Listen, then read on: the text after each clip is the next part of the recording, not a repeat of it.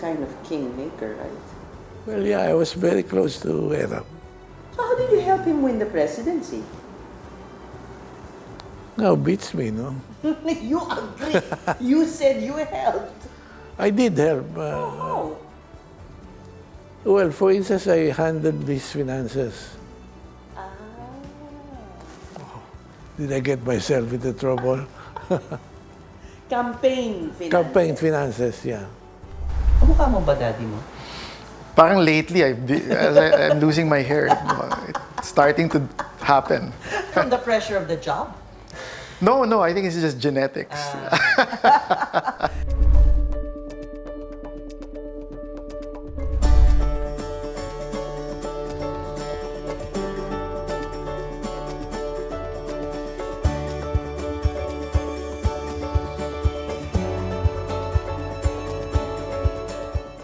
These are really far-flung areas, Yeah. you know. And the issue also, I guess, against mining early on was these were IP land, you know. There were... Sure. So, has that hampered you in any way at all, or the entire industry in seeking new areas to mine? It does. Not all our mines are in IP areas, but if there is an IP area, we go through the process. So I don't think it has hampered us, but it does take time to develop the trust with the IPs and to come up with a MOA. And once we've done that, it becomes very smooth. So in Rio Tubo, for example, we have a contract with the indigenous peoples there, and there hasn't been a problem. Masaya sila. After Masaya I think sila. so. After the signing of the contract, it's not a big problem anymore. And you think, kasi you can just follow the law to the letter, right? But is the law fair? The IP. Yeah. I think the law is fair. I think there are improvements in terms of the processing times that can be made. But I think the law is fair because the indigenous peoples really deserve to share in the benefits of the areas where they where they started from. Well, Arab's kind of kingmaker, right? Well, yeah, I was very close to Erap. So you advised him? Oh, yes. Sumusunod naman.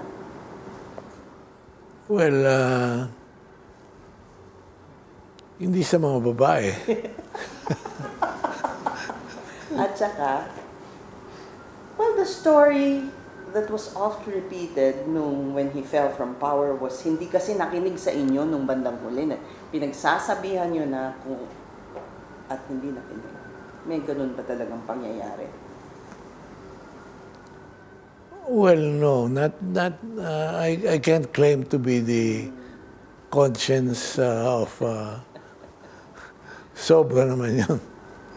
Oh, pero didn't you feel responsible kasi? I mean, in a way, because you had helped him Yes. to the presidency. Yeah. Paano nga? Sige, pakisabi. Paano? Paano niyo tinulungan? Nag-contribute kayo sa kampanya, di ba? Yeah, not enough to merit a seat at the table, for example. You didn't have what? You didn't? Wala akong pera at that time eh. Okay. Okay, but, so, wala ka bang pera at that time? You were already big. Well, 1998. people probably feel that I was big, but I don't know. Maybe I had this knack of giving off this air of being big, when in reality I had nothing. So how did you help him win the presidency? Now beats me, no? You agree. You said you helped. I did help. Oh. Well, for instance, I handled these finances. Ah. Did I get myself into trouble? Campaign finances. Campaign finances, yeah. Oh. Every centavo that came out of ERAP's campaign passed through me. And he, plus everyone around him, concluded that I had no sticky fingers. In other words, the money was Well accounted for. well accounted for. They trusted you. They did. So I had complete sway over what was Where to spend where what. to spend it, and no one. I was not accountable for to anyone, including Erap himself. See, that they should have given you the seat at the table. Yeah, I did have a seat at the table. I don't know when you're serious or joking. Eh? But then in the friendship soured, right? No, my friendship with him never soured. Your political opponents, at least the family, you know, Ronnie's son is ran against the children of Erap, the wife. I mean, di ba? Zamora versus Estrada nang nangyari, errors ito sa San Juan. Well, yes, but it's not involved our generation. In fact, Erap keeps telling me, "Oy, hindi tayo kasama dyan sa away na yan." So you're still very, very good friends. From his own words, yes. Did it also come na, you wanted to help who might become a good leader for the country? Was that a factor in any of these flirtations? Well, of course, it comes with the territory that you believe, you get yourself to believe that you have this power to influence the course of future events, which also involves picking out possible successors. And in the case of Ping Lacson, it's easy to believe Right. that considering how terribly honest he is, that he would be a likely successor. Right. Then it did not succeed. Because Ping doesn't have the ability to court the right kind of supporters to. You mean the right kind of supporters within his core group, or do you mean to court the public vote to be able to? Well, it's an all-pervasive support that I'm thinking. A lot of detractors have gone to work since he became a known personality in the public sphere, where all sorts of negative publicity have been generated by his enemies. Okay, ERAP, campaign funds, handling the finances, si Ping, up to marketing, up to branding. Siyempre, you get into this small group where you're almost involved in everything. Must have been fascinating for you, no? Yeah, it's like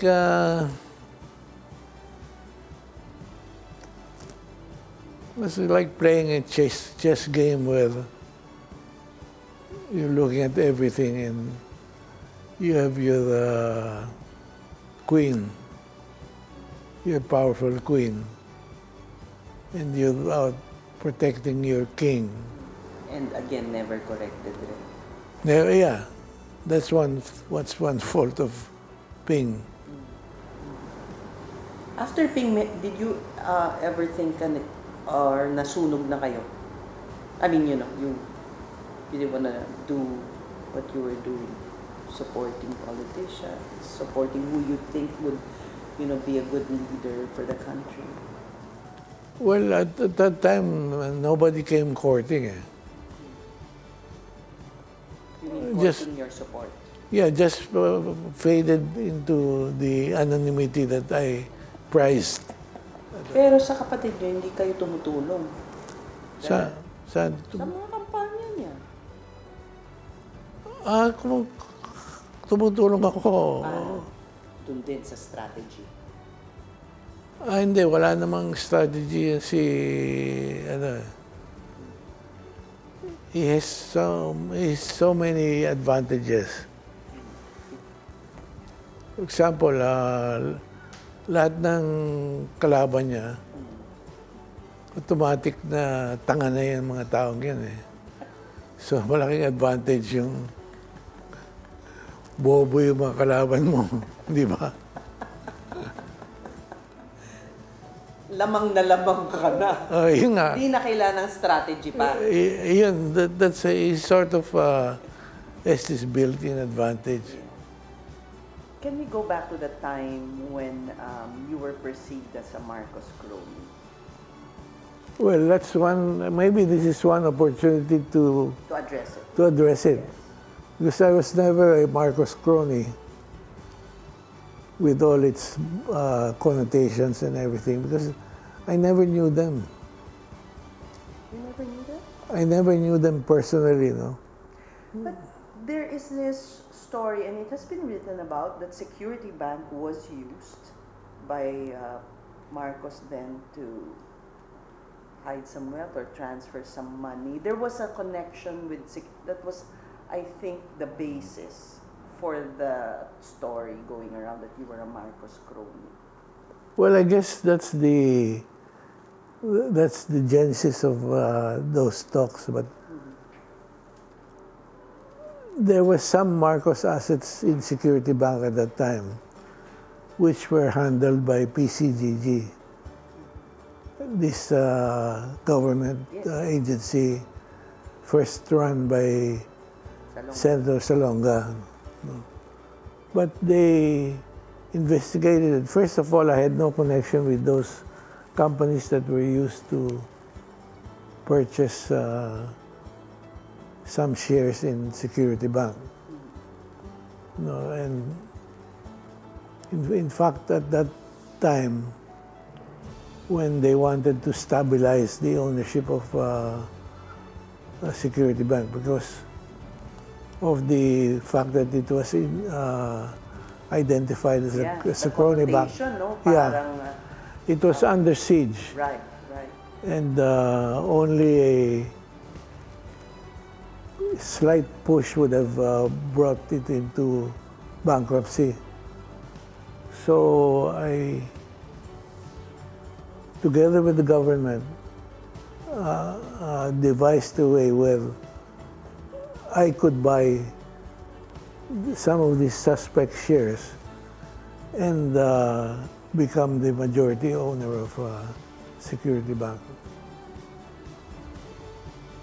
With the full agreement of the PCG. Yes. So that perhaps was the start of the perception that you were fronting, or I don't know, for the Marcoses, because as you said, these suspect shares you had nothing to do with, but were they proven to belong to? No, they were confessed as being owned by some companies that were identified as owned by Mr. J.Y. Campos, who was subsequently identified as having fronted by for President Marcos. He surrendered. He surrendered, He surrendered a lot of properties Yes. and assets. Yes. So, maling reporting lang. Parang kulang yung storya noon. Well, it was easy to identify me as a crony because my younger brother, Ronnie, was known to be close to President Marcos. Although no one has identified my brother as having participated in any of the activities that led to this whole culture of cronyism and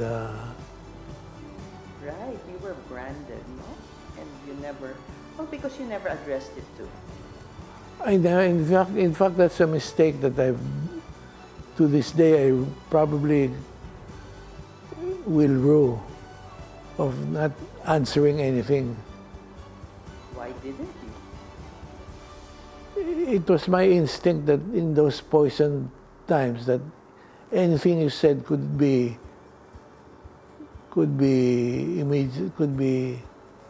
Misconstrued. misconstrued and misinterpreted. Right. But Security Bank has grown, become really one of the most successful banks. Well, under the leadership of the new ownership, which is really Freddie D.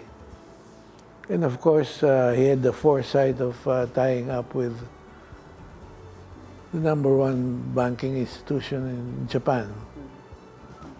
And so, But you do have still shares there. no, I gave up my shares a long time ago. Security Bank, how did that begin? No, I was already a board member of Security Bank. But the real owners of Security Bank, well, the guys who invited me to be, because they knew that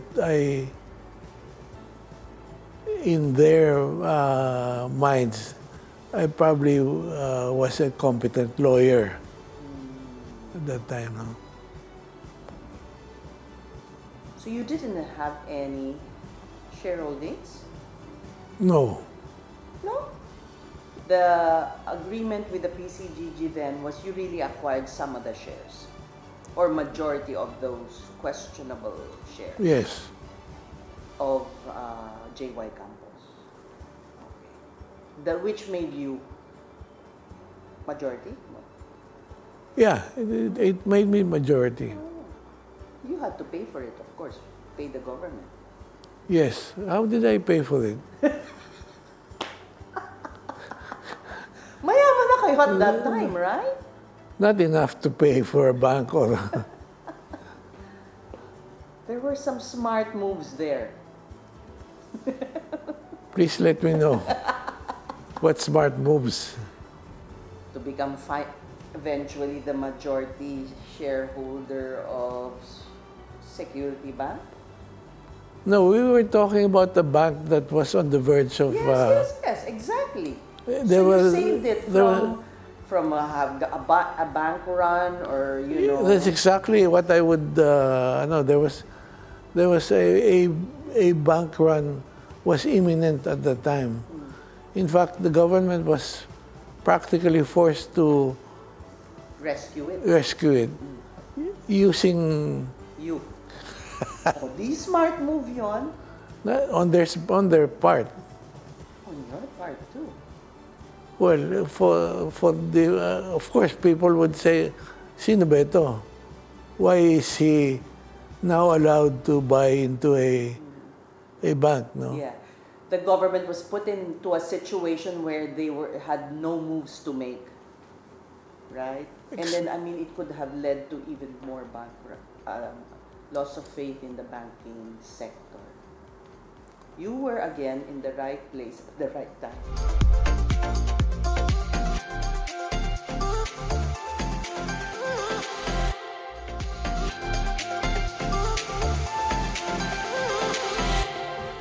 I think self-knowledge is very important. At what point in a person's life does he really get to know himself? I don't think it's an age thing. I think it happens when you have problems in life and when you have challenges and you're forced to think hard about yourself. No? So you know, that when the going gets tough, that's when you really know who you are.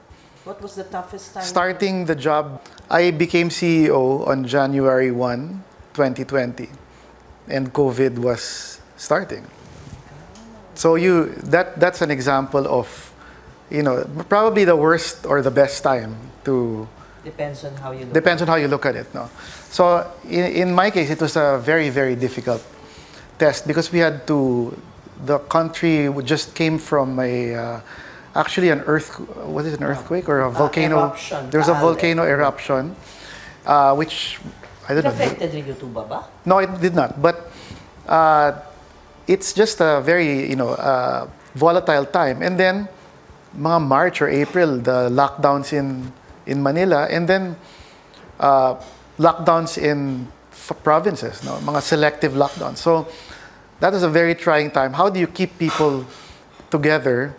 How do you assure them that the company is running? How do you assure the community and the local government officials? How do you keep open during that time?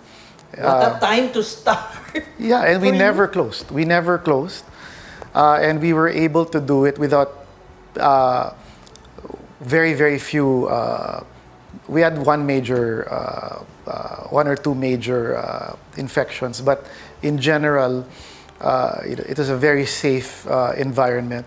We kept running, and it became one of our best years ever in terms of mining volume and and profit. Yeah. Oh, Yeah. so it didn't go down during COVID? No, it was a very good year in 2020 because it also coincided with Indonesia banning nickel ore exports. So the prices in the Philippines went up. So we were able to capitalize on that and do it safely and keep people employed. We paid bonuses that year, maybe larger than the previous year, and no one was removed from the company. We did not remove a single employee in the company. But it was tough for you because you had to make all these, I suppose, quick decisions. Yeah. And I was doing it in my house, so you're not really in touch, no, with you're not face to face with people. And then I was very fortunate because the last meeting we had before the lockdown, one of the last meetings, I instructed the Mancom to start adopting a virtual system. No? So we're using a system like you're aware of, mga Zoom, etc. So we already practiced that. So when the lockdown came, we were already up and running. So if that was not there, I don't know how I would have run the. You anticipated it? Yeah, we formed a crisis committee sometime in January. So by March, these systems were already in place. Then we have like a way for signing documents electronically, even before it happened. Yeah. You were prepared. I think that's the strength that's my strength is anticipating. I think I'm just very open to challenging myself. So even if it's scary or something that I'm not good at, I'm willing to try. No.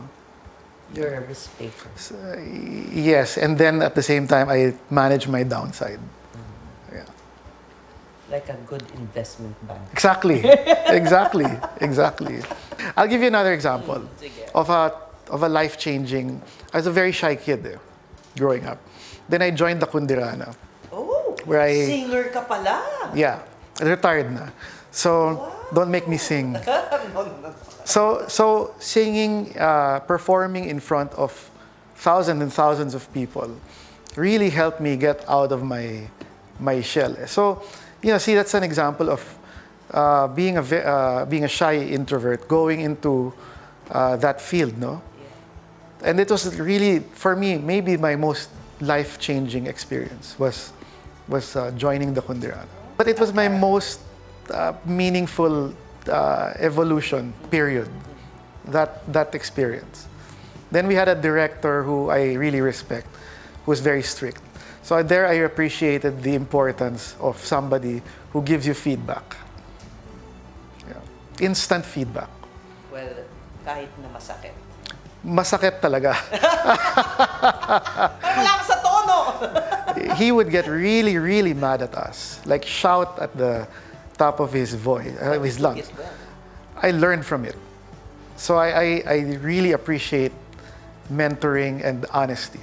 So what are your passions? What do you like doing? I'm passionate about golf. I'm a pretty good golfer. I am passionate about running. I run a few marathons. I'm passionate about health in general. I'm passionate about my family, my kids, my wife, of course, who is hopefully watching this. What does she do? My wife is a housewife. She used to, well, she still works part-time for her family business. They have a trading business with China, but most of the time, she's at home taking care of the family. No, But now that the kids are abroad, she's taking care of her parents also, so that keeps her busy. Her parents are also old already, yeah, so she's taking care of them. so do you run? How regularly do you run? I run when I'm not playing golf. So what time do you get up? If I play golf, I play at like 6 in the morning. I play just 9 holes, and then I'm here before So you before 9. Is it true, the adage that you really can make deals, do networking in playing golf? But is that why you do it? Or? That's not why I do it, but I think it's true. It's true. It's true, yeah. It's very valuable to develop that network. And, you know, golf it brings out the real person. Eh. So you get to see the real character of the person. What kind of a golfer are you? Conservative. I'm always planning ahead. And I'm a risk manager on the golf course. So I'm not the longest hitter or the best striker, but I would get most of the time lower scores than the people I play with, because it's less volatile. Strategic. Yeah. Pati sa golf. Yeah, I know my weakness, in other words. So that's an advantage. So when you know your weakness, you can hold back. I can adopt a different strategy. So my weakness, for example, still continuing on golf, I don't hit very long, no. So I work on my putting, and I'm a very good putter. So that's how I So make that's up. where you make up. That's why I make for up. your deficiency in something. Yes. Your kids, are you just like your father, na parang you're really just letting them go be whatever they want to be? Was that in the first place, was that what your father somehow did to you? He didn't dictate? No, he didn't dictate. In fact, he wanted us to not be like him. So to try things, no. For my kids, they're all in college now. They're all in the same school in the US. I'm very proud of them. I'm most passionate now about them, actually. And my dream for them is to just be good people and to do good work wherever it is, whether it's in a profit or a non-profit, government even. Be useful, no? Be useful to people and to the world. I do not even think of them joining the family business. If they do eventually, then that's because they earned it. But they know that's, and I'll be there to support them if they need me. But I also want them to make it on their own. Kamukha mo ba daddy mo? Parang lately, I'm losing my hair. It's starting to happen. From the pressure of the job? No, I think it's just genetics. When you were growing up ba, hindi mo alam na mayaman kayo? Hindi. Talaga? Hindi. Bakit? Cite an example. Kunyari, yung luho mo may gusto ka, hindi binibigay. Kunyari, mahal.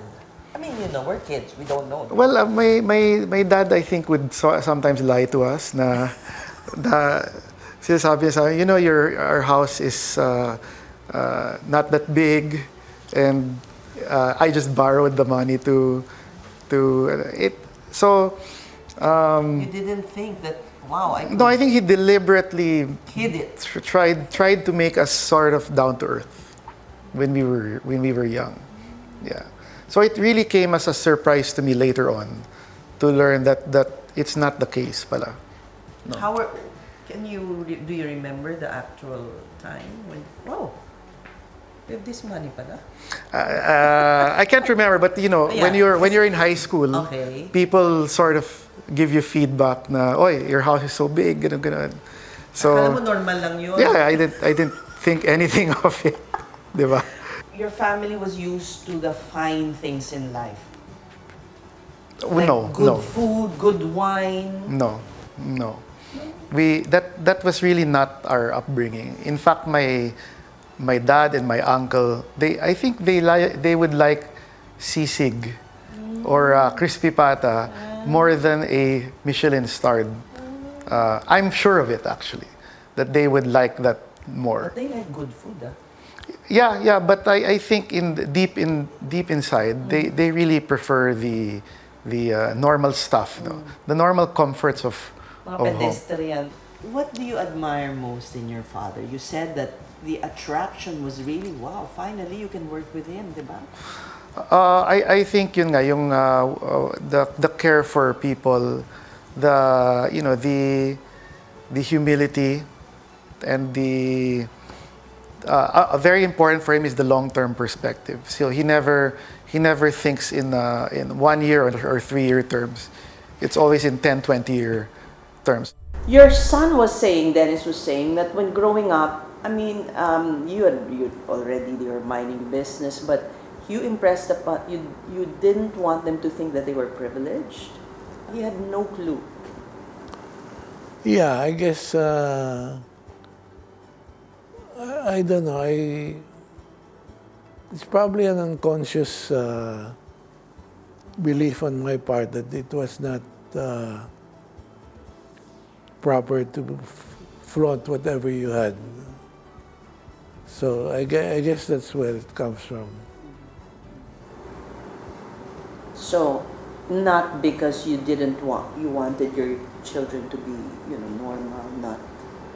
It was really more wanting to be very low key. I think that's you, no? Parang if you could be invisible or something. Just behind the scenes plotting. Plotting would be a good.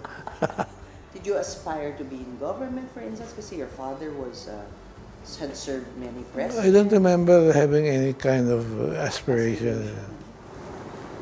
Why did you take up law? Because I couldn't stand math.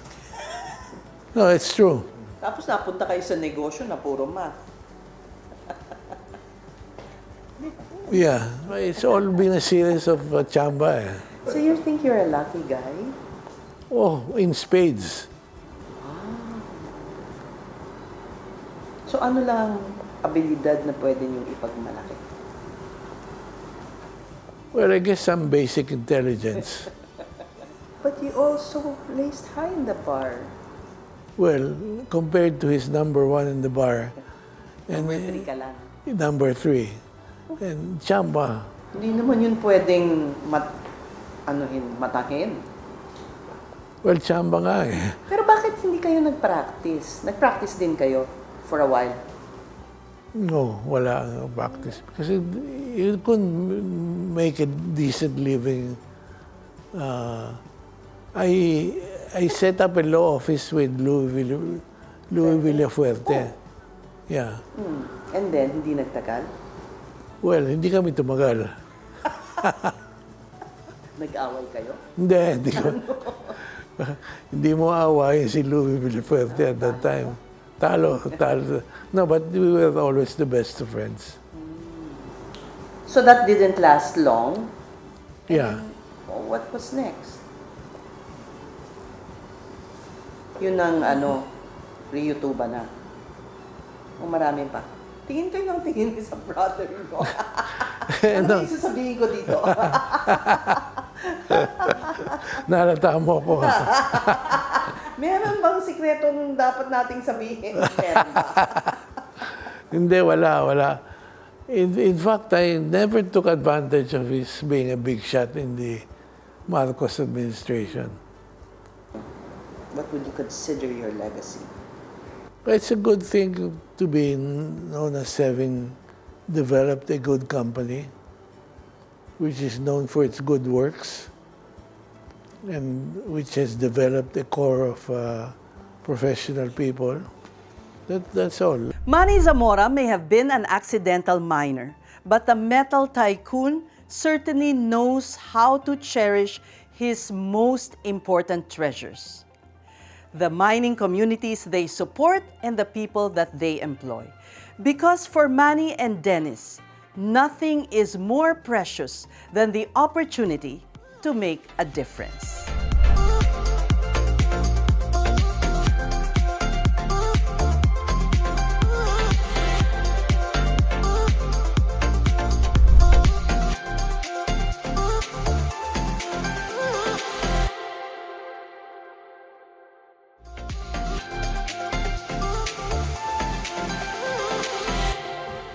Wealth, they say, is a byproduct of success.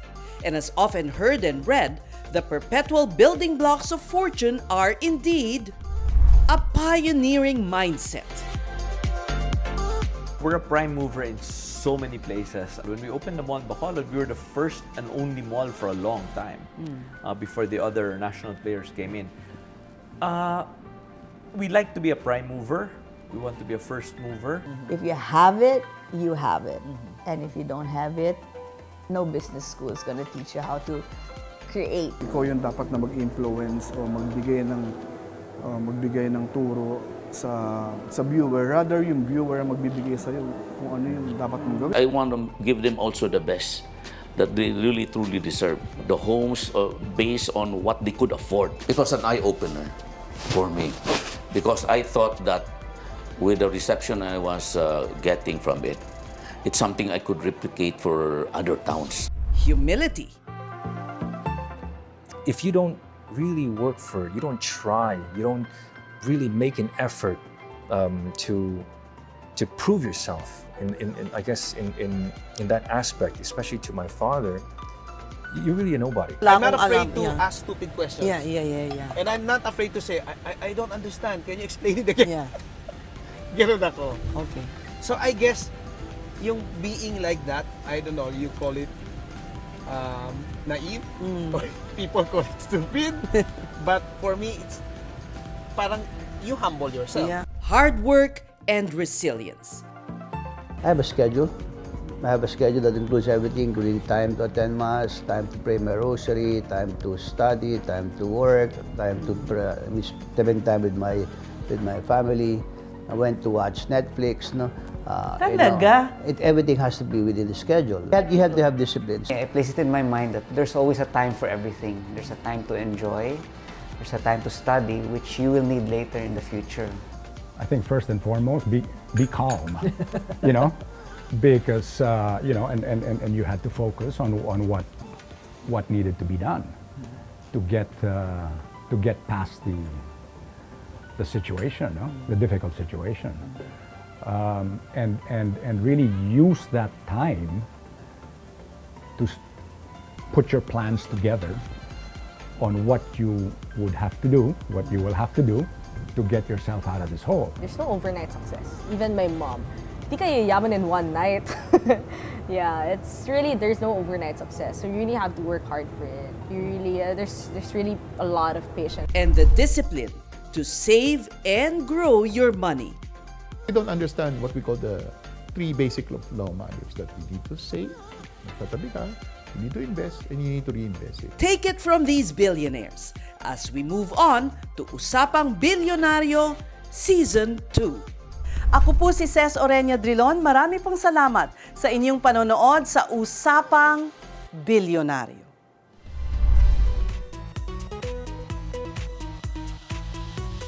Watch the full-length producer's cut on Bilyonaryo Digital on YouTube and on Bilyonaryo's Facebook page.